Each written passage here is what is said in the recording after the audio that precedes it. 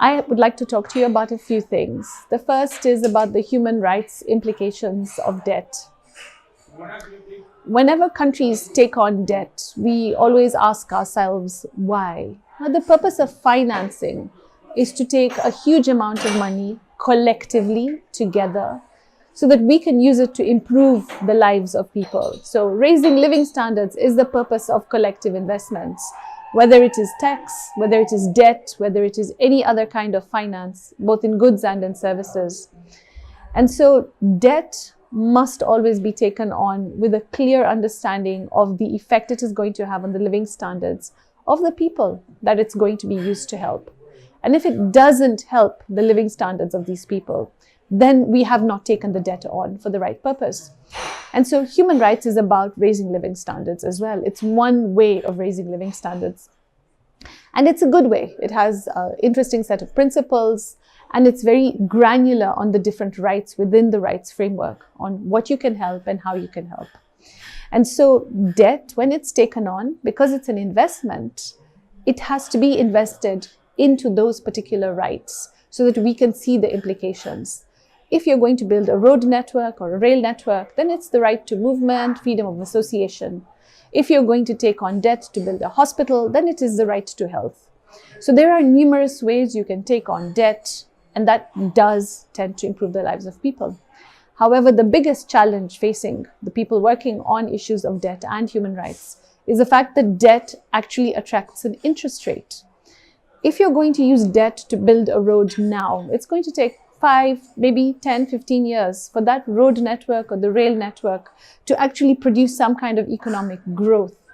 But the interest rate that gets due is due much earlier. And so the effect usually is that when debt is taken on, then people have to pay taxes to repay the debt before you even see the effect of what is happening on the ground to improve the lives of human beings. So this is sort of the overall picture. And the reason I put it in this particular way is also because of a phrase I term the life cycle of a life cycle approach to debt, to tax, to illicit financial flows, and to human rights as well. In October this year, I will be presenting my report to the General Assembly, where I talk about this life cycle approach to financing and state financial systems. When a child is born, before the child is born, we think about giving birth to the child. The mother takes in nutritional supplements so that she makes sure that the baby that will be born will be healthy. She then goes into the hospital to give birth, where if we pay for her cesarean section and for giving birth to the child, then her financial burden is lessened.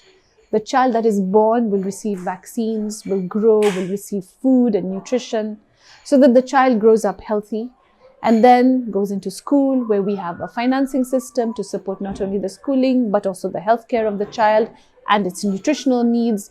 And then 20 years later, we have this adult who is healthy, who is mentally alert, who is well educated, who then contributes into the economy. The life cycle approach for me, from a financial perspective and from a human rights perspective combined, is about taking these finances, whether it is debt, taxes, illicit financial flows, and the proper redirection of financial flows. Government resources coming from business, including natural resources, oil and gas, for example. The revenue that we get from this, the money that we get from this, has to be used to make sure that this child, as they go through their life cycle, is building and growing and getting better. And this collective investment from these finances that I've just talked about must be targeted towards this child at every single point in time of their lives, until when we are adults and we are old and we can no longer work, and then we are taken care of as well. So as we contribute into the system also contributes back to us to help us live and grow. And this is what I call the life cycle approach to the system. And when we look at these different issues, it becomes very important that we start to understand what kind of burden this places on people. So the feminist approach to this, what does that look like? Well, feminism has many definitions, but the feminist definition that I truly appreciate from a financial perspective as well is that as long as you believe that there is an unequal treatment between men and women, just the inequality element, as long as there's inequality, then there is discrimination. If there is discrimination, there is a space for feminism. Because feminism simply starts from the position of, do we agree that there is inequality between these two genders? And so how does feminism now play a part in these debt conversations? Well, are women getting as much support as men when they need it?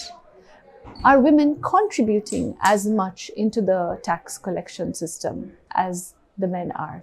But in these debt decisions and debt agreements, when we're taking on debt, are we making sure that the support we're going to give to the human beings in this collective system with this collective investment is as balanced as possible, so that those that have been treated unequally and those that are more vulnerable are brought up together